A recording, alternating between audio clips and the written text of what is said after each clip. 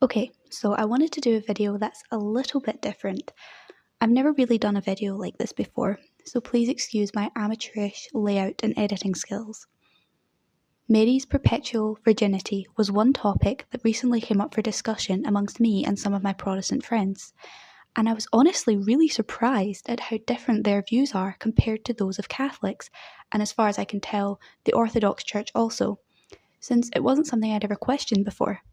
So I've gone away, done my research, and here is the result. Also, just to quickly mention, all the Bible quotations I will be using are from the RSV CE translation, but now time to get on to the video. Some verses often cited as evidence against Mary's perpetual virginity are ones that make mention of brothers of Jesus. For example, Matthew chapter 13, verse 55. Is not this the carpenter's son? Is not his mother called Mary? And are not his brethren James and Joseph and Simon and Judas? John chapter 7 verse 10. But after his brethren had gone up to the feast, then he also went up, not publicly, but in private. And Acts chapter 1 verse 14. All these with one accord devoted themselves to prayer, together with the women and Mary the mother of Jesus, and with his brethren. Although in all these quotations the word used is brethren, another word commonly used, particularly among translations such as ESV and NIV, is brother. So what is this word that seems to have caused so much confusion? Well, all the books I just mentioned were originally written in Greek, and the word used in all of them is the word adelphos, which according to BibleStudyTools.com can mean a brother or half-brother, having the same national ancestor, a fellow countryman, a fellow believer, an associate in employment, brethren in Christ, or indeed all men. While it's true that in regularly spoken Greek it would be unusual for the word to be used in any context other than blood relations, in the context of the Bible it's actually commonly used to mean a multitude of different things. For example, in Ephesians chapter 6 verse 21, it says, Now that you also may know how I am and what I am doing, Tychicus, the beloved brother and faithful minister in the Lord, will tell you everything. Matthew chapter 25 verse 40, And the king will answer them, Truly I say to you, as you did it to one of the least of these my brethren, you did it to me.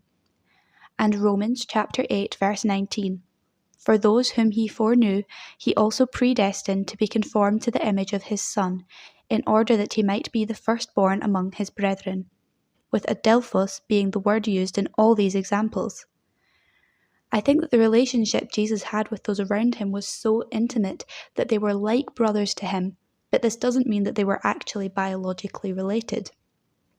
There is also an argument that there are several other instances in the Bible where if Jesus had siblings, it would have made much more sense for them to be mentioned, such as in Luke chapter 2 verses 41 to 52 when Jesus was lost in the temple, or in John chapter 19 verses 25 to 27 where he entrusted Mary to John from the cross, which I'll come back to in just a moment. The notion that Jesus had siblings is a fair argument, and it is noteworthy that in several instances there is a juxtaposition of brothers next to Mary his mother. But I don't think it's safe to assume that the Gospel writers and St. Paul had quite the same meaning in mind that we do in the modern day English language.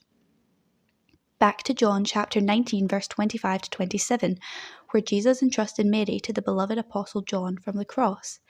Here we have to take into account the culture and the time that we're in. If a woman was widowed, she would have been entrusted to the care of the firstborn son.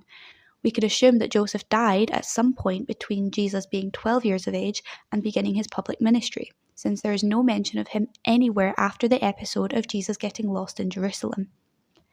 This is further evidenced by the fact that Mary seems to be under Jesus' care. She was his to give away to the care of another. However, if there had been any more children, Jesus would not have entrusted Mary to the care of John. If there was a second-born son, Mary would of course be committed to his care. And even if there weren't any brothers and only sisters, Mary would have been committed to the care of the sister's husband before someone with no relation to the family. And it would be highly unusual for any young woman to be unmarried in those days, especially if her father was dead. So the very act of giving Mary to the care of another would have been a huge dishonour to any siblings of Jesus. And remember, John at the time of Jesus' death is presumed to have been only around 15 or 16 and probably didn't have a stable home or job. What could possibly have given him a stronger claim to the care of Mary if there was a much older, biologically related man who was able to provide a stable life for Mary? Wouldn't Jesus have wanted that for his mother? I've done the siblings argument to death at this point, but there's still one flaw in my line of thinking. Just because Jesus didn't have any siblings doesn't necessarily mean that Mary and Joseph never had sex. Another commonly cited verse against Mary's perpetual virginity is Matthew chapter 1, verse 25. But he knew her not until she had borne a son, and he called his name Jesus. You'll be happy to know I've got more Greek lessons for you with this one. The key word in this sentence is until. In Greek, there are actually two phrases used for until, which have been translated indiscriminately in, as far as I'm aware, every single version of the Bible. One is hios, and this word is the meaning of until as we understand it today. Things are a certain way until a signified time, and then things are another way. A very simple example of this is in 1 Corinthians chapter 16, verse 8, where Paul writes, "But I will stay in Ephesus until Pentecost." Things will be a certain way, Paul is in Ephesus, until a signified time, Pentecost, where things will be another way. Paul is no longer in Ephesus. Simple enough, right? Now, here's where it gets complicated. The second phrase used commonly in the Bible is hios hu, which I apologise because I've probably butchered the pronunciation of that. But this phrase has a totally different meaning to our own interpretation of the word until.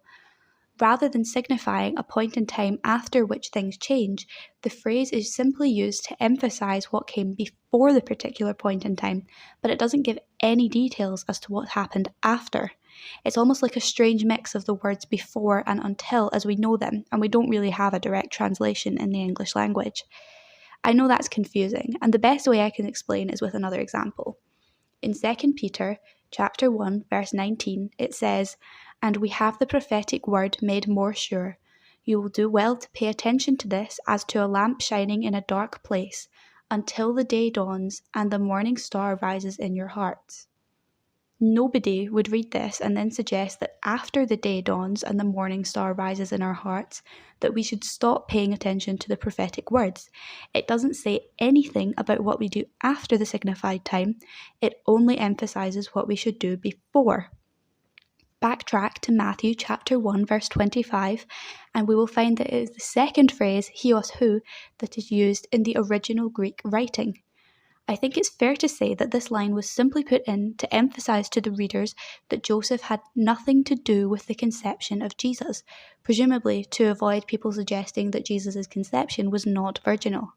However, by breaking down the sentence in its original context, there is nothing here to suggest that Mary and Joseph engaged in sexual relations after Jesus was born. We can apply the same principle to Luke chapter 2 verse 7.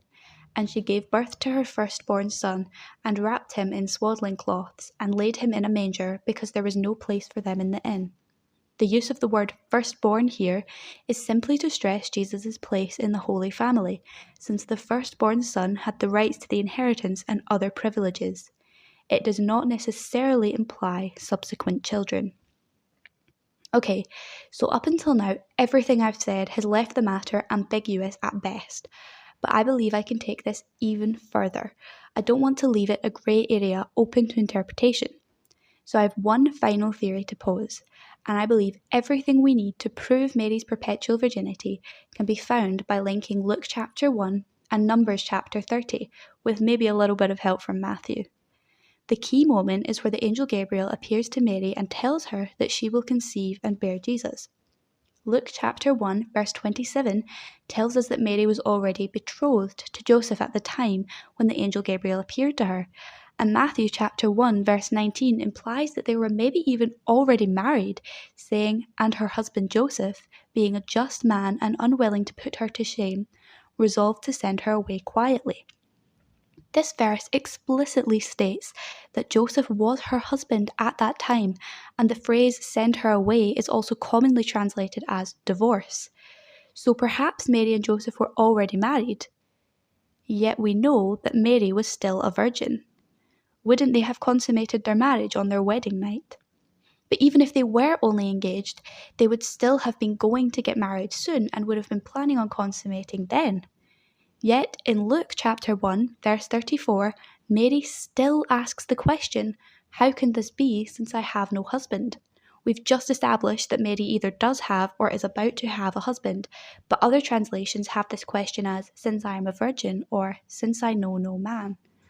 Doesn't it seem a bit strange that Mary was a virgin and seemed to be under the impression that she was going to remain that way, even though we know that she was already married, or at the very least engaged?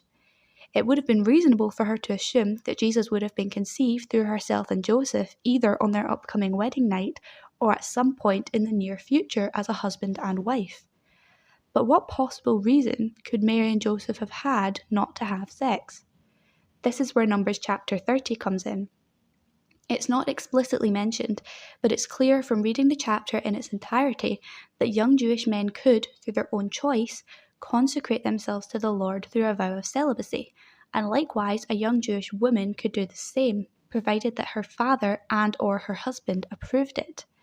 I think it's very reasonable to say that Mary and Joseph took this vow of chastity, and when the angel Gabriel appeared to Mary, she was confused because she knew and trusted that God would never ask her to break her vow of virginity, and thus asked the clarifying question. I will admit that this last part is entirely just speculation, but it does make a lot of sense when the conversation is put in context and when we consider possible explanations for why Mary would have been confused about how she, as a married woman, could become pregnant. But all this aside, the perpetual virginity of Mary has been the most widely held belief among Christians for most of history, right from the beginning, as evidenced in the Proto-Evangelium of James, which was written around 120 AD when Mary herself would still have been within living memory. And it depicts her taking a vow of perpetual virginity, although admittedly this isn't an approved writing. And the perpetual virginity of Mary was officially declared dogma at the Fifth Ecumenical Council in Constantinople in 533 AD, and it was over 1,000 years before it would be widely questioned again after the Protestant Reformation in the 16th century. So anyway, I hope I at least didn't mess up this video, and I hope you've enjoyed it. Whether you agree or disagree with me, I'd love to hear your own thoughts as well in the comments. And please let me know if you'd be interested in more videos like this one on different theological topics in the future. Thanks for watching.